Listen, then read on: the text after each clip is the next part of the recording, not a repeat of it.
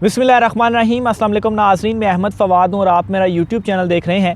नाज़रीन, दो तीन बड़ी अहम ख़बरें हैं जो कि आज के व्लॉग में मैंने आपके साथ शेयर करनी है। सबसे पहले तो ये कि असम्बलियाँ दिसंबर में ही तहलील होंगी। मामला क्या है, परवेज़ इलाही साहब जो हैं, अब उनकी आप समझें कि बदमाशी कहें या इमरान ख़ान साहब के ख़िलाफ़ या जो धोखा देने की कोशिश कर रहे थे, ऐसा नहीं होगा। इमरान ख़ान साहब की जानिब से बड़ा एक अहम स्टेप उठा लिया गया है। इस हवाले से कुछ डिटेल मैंने आपके साथ शेयर करनी है।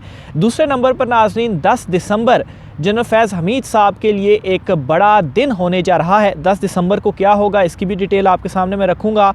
और अरशद शरीफ कत्ल केस के हवाले से आज सुप्रीम कोर्ट ऑफ पाकिस्तान में बड़ी एक अहम समाअत हुई है अज़ खुद नोटिस की, और इस समाअत में कुछ डेवलपमेंट्स हुई हैं, दो इंपॉर्टेंट डेवलपमेंट्स हुई हैं और ये मैं आपके सामने रखूँगा। और इसके बाद आप अंदाज़ा लगा सकते हैं कि ये जो केस है ये किस साइड पर जा रहा है और क्या इस केस में जल्द कुछ नतीजा निकल पाएगा या नहीं निकल पाएगा। आगाज़ नाज़रीन मैं यहीं से करता हूँ। अरशद शरीफ कत्ल के हवाले से जो अज़ खुद नोटिस हुआ है, इसमें एक तो ये हुआ है कि जो सेक्रेटरी ख़ारजा हैं उन्होंने आज सुप्रीम कोर्ट ऑफ पाकिस्तान में जो रिपोर्ट है वो जमा करवाई है कि कीनिया के साथ जो वो राब्ते में थे, इसके ऊपर इस केस से रिलेटेड क्या अभी तक किया जा चुका है और जो तहकीकात हैं वो कहाँ तक पहुँची हैं। इससे पहले एक चीज़ आपने ज़हन रखनी है कि अरशद शरीफ मर्डर को कोई 45 ऑलमोस्ट डेज़ जो हैं वो हो चुके हैं और अब आपने ये जो जवाब है वो सुनना है।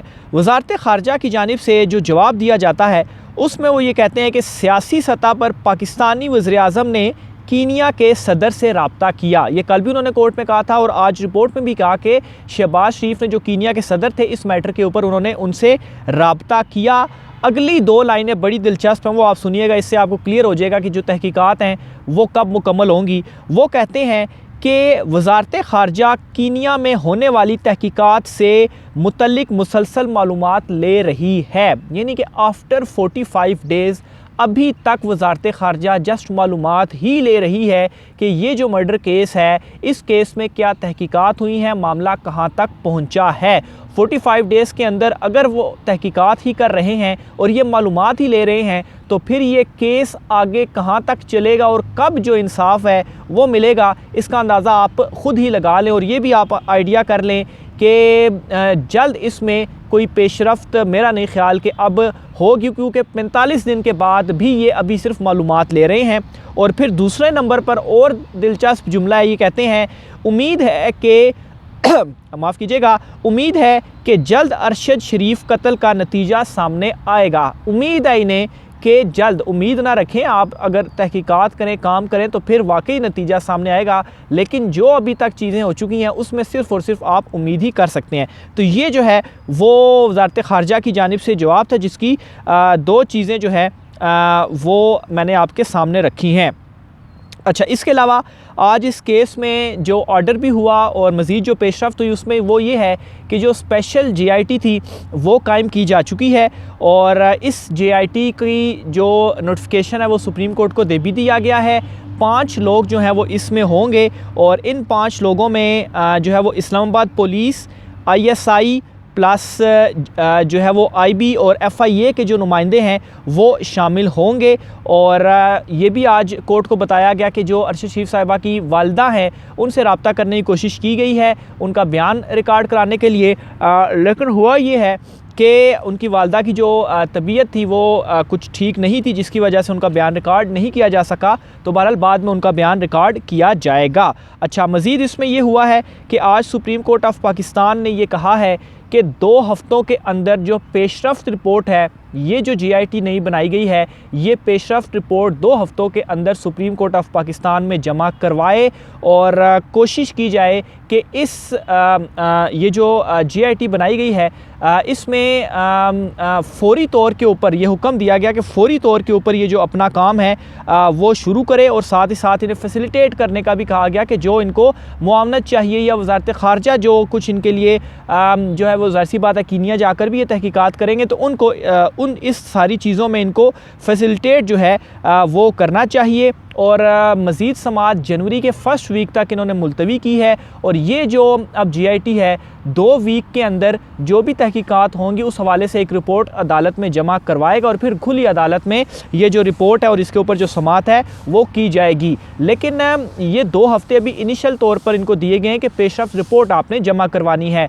2 हफ्तों के बाद ये होगा कि मज़ीद भी इनको टाइम मिल सकता है और फिर ये होगा कि 2 हफ्तों में मिसाल के तौर पर ये 1 महीने के अंदर या 2 महीने लगाते हैं तो उसमें ये होगा कि हर 2 हफ्ते के बाद ये अपनी जो पेशरफ रिपोर्ट है वो सुप्रीम कोर्ट ऑफ पाकिस्तान में जमा करवाएंगे। आज बेंच का हिस्सा चूँकि चीफ जस्टिस उमर अता बंदयाल साहब की सरबराही में 5 रुकनी बेंच ने यह समाअत की है तो जस्टिस मोहम्मद अली मज़हर साहब की जानिब से एक ये सवाल भी पूछा गया कि GIT कितने अरसे में तफ्तीश जो है वो मुकम्मल कर लेगी, जिस पर अटॉर्नी जनरल की जानिब से कहा गया कि तफ्तीश कीनिया पुलिस के ताउन के रहमो करम पर होगी कि कीनिया पुलिस किस तरह से उनसे ताउन करती है ये उनके ऊपर है, तो इसलिए कुछ कहा नहीं जा सकता।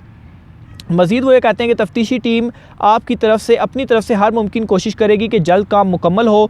फिर जिस पर जस्टिस मुज़ाहिर नकवी साहब की जानिब से कहा गया कि ये भी मुमकिन है कि मुल्ज़िमात जो है वो ख़ुद पेश हो जाएं, अगर मुल्ज़िमान पेश ना हो तो कानूनी तरीका इख्तियार किया जाए। तो बहरहाल हर 2 हफ्ते में जस्ट पेशरफ रिपोर्ट दी जाएगी और कोई पता नहीं कि ये जो केस है, जो तफ्तीश है वो कब तक मुकम्मल होगी, क्योंकि रहमो करम पर हैं जो कीनिया की पुलिस है। और कीनिया की पुलिस के हवाले से आपको बताता चलूँ कि आप देख लें 45 दिनों में अभी तक ये उनसे रब्ता ही कर रहे हैं, अभी तक ये उनसे मालूमात ही ले रहे हैं। तो ये अरशद शरीफ केस के हवाले से डिटेल्स थी। अब नेक्स्ट खबर की जानिब में जाता हूँ। इमरान खान साहब की जानिब से ये अनाउंसमेंट कर दी गई है कि असम्बलियाँ हर हाल में वो दिसंबर में ही तहलील करेंगे। इस पर आपको एक चीज़ बताता चलूँ, परवेज़ इलाही साहब की जानिब से और जो अपोजिशन की तरफ से कोशिश है कि असम्बलियाँ तहलील ना हो, परवेज़ इलाही को भी इमरान खान साहब ने साफ साफ ये कह दिया है कि असम्बलियाँ तहलील दिसंबर में ही की जाएंगी। और लेट से अगर परवेज़ इलाही नहीं मानते, ऐलान तो मोनस इलाही और परवेज़ इलाही दोनों ये कर चुके हैं कि हम लोग जैसे ही इमरान खान साहब कहेंगे तो 1 मिनट भी नहीं लगाएंगे और असम्बलियाँ तहलील कर देंगे। लेकिन बीच बीच में से और रास्ते निकालने की और कोशिश की जा रही कि इमरान खान साहब असम्बलियाँ तहलील ना करें। तो लेट से अगर इमरान खान साहब के हुक्म के बाद परवेज़ इलाही असम्बली तहलील नहीं करते और जाके अपोजिशन के साथ मिल जाते हैं, तो फिर जो एक ऑप्शन है इमरान खान साहब के पास वो ये है कि जो इनके अरकान हैं वो मुस्ताफ़ी हो जाएं और असम्बलियों को छोड़ दें, जिस तरीके से कौमी असम्बली में इमरान खान साहब की जानिब से किया गया। इसी तरीके से KPK असम्बली तो तहलील हो जाएगी क्योंकि वहाँ पर तो पाकिस्तान तहरीक इंसाफ का अपनी ही गवर्नमेंट है, लेकिन यहाँ पर काफ लीग के साथ इत्तेहादी थे और काफ लीग के ही वज़ीर आला हैं, तो ज़ाहिर सी बात है उनको ही ऑर्डर करना पड़ेगा। लेकिन इसका सारा का सारा जो नुकसान है वो परवेज़ इलाही को ही होगा और इमरान खान साहब के लिए अच्छा ही होगा कि वो इस तरह का हुक्म देखें और इसमें जो परवेज़ इलाही हैं उनकी भी असलियत मज़ीद खुलकर सबके सामने आ जाएगी। यानी कि अभी जो है वो बिल्कुल दबे लफ्ज़ों में अगर बातें की जा रही हैं या कुछ भी अभी उस तरीके से कंफर्म सामने नहीं है, तो अगर इमरान खान साहब अनाउंस करते हैं और उसके बाद ये स्टेप नहीं लिया जाता तो फिर तो सबको मालूम हो जाएगा। बहरहाल अभी ये जो क्लैशेस हैं वो मौजूद हैं। इमरान खान साहब ने जो इनके अपने अरकान पार्लियामेंट हैं, जो इनके रहनुमा हैं, उनसे भी ये कहा है कि वो ये पैगाम दें परवेज़ इलाही को कि जो असम्बलियाँ हैं वो तहलील करनी है। उनको ये टास्क दिया गया है कि परवेज़ इलाही अगर नहीं मान रहे तो परवेज़ इलाही को इस मामले के ऊपर मनाएं, क्योंकि इमरान खान साहब जो हैं वो अपनी स्ट्रेटजी के मुताबिक चलेंगे और वो दिसंबर में ही ये अनाउंस करने जा रहे हैं। और अगर कोई गड़बड़ हुई तो फिर परवेज़ इलाही जो हैं इस सारी की रिस्पॉन्सिबिलिटी फिर आप देख लें कि जिसने इमरान खान साहब को छोड़ा तो फिर उसकी सियासत जो है वो कहाँ पर। आज जहांगीर तरीन जो है या अलीम ख़ान, दोनों पाकिस्तान तहरीक इंसाफ को ऊपर ये इल्ज़ाम लगाया जाता था कि ये उनकी ATMs हैं और इन्हीं की वजह से पॉलिटिक्स इनकी चल रही है। तो देखें आज दोनों बाहर हैं और इमरान खान साहब कहाँ पर हैं और वो दोनों कहाँ पर हैं। तो परवेज़ इलाही के साथ भी यही कुछ होने जा रहा है और इमरान खान साहब ने 2 टोक उनको ये पैगाम पहुँचा दिया है कि दिसंबर में ही असम्बलियाँ तहलील होंगी। आखिर में नाज़रीन जनरल फैज़ हमीद साहब के हवाले से भी आपको बताता चलूँ, 10 दिसंबर जनरल फैज़ हमीद साहब की जो रिटायरमेंट है वो होने जा रही है। एक बड़ा दिन भी है उनके लिए। और दूसरी तरफ सदर मुमलिकत की जानिब से army chief General Asim Munir और chairman joint chief of staff committee General Sahir Shamshad Mirza जो हैं, इन्हें ऐवान सदर में कल एक तकरीब भी थी और सदर ममलिकत की जानिब से दोनों को निशान इम्तियाज़ मिलिट्री जो है वो कल दिया गया है। इसके अलावा जनरल फैज़ हमीद साहब 10 दिसंबर को रिटायर होने जा रहे हैं। 2 दिन जनरल फैज़ हमीद जो हैं वो ओहदे पर रहेंगे और ज़ाहिर सी बात है रिटायरमेंट का दिन एक बड़ा दिन जो है वो उनके लिए होने जा रहा है। और उसके बाद जो है 5 दिसंबर को जनरल अज़हर अब्बास साहब की रिटायरमेंट थी और इनकी जो रिटायरमेंट है वो 10 दिसंबर को है। मज़ीद तफ़सीलात आपके साथ में शेयर करता रहूँगा। आज के व्लॉग से मुझे इजाज़त दीजिए। अल्लाह हाफ़िज़।